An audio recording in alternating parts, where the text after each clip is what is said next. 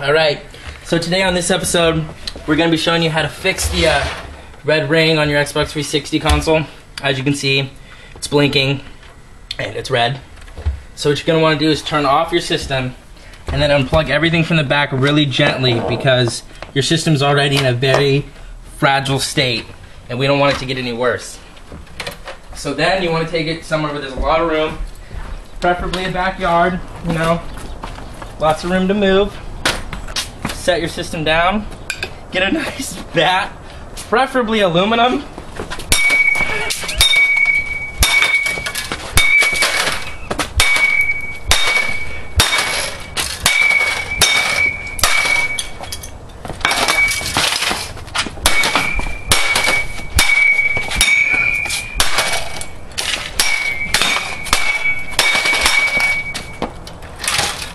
You really want to get all the sides of the bat.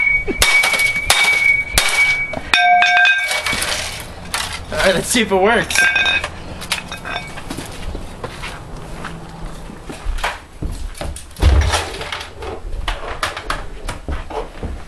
Plug it in, like I said, be real it's in a very fragile state.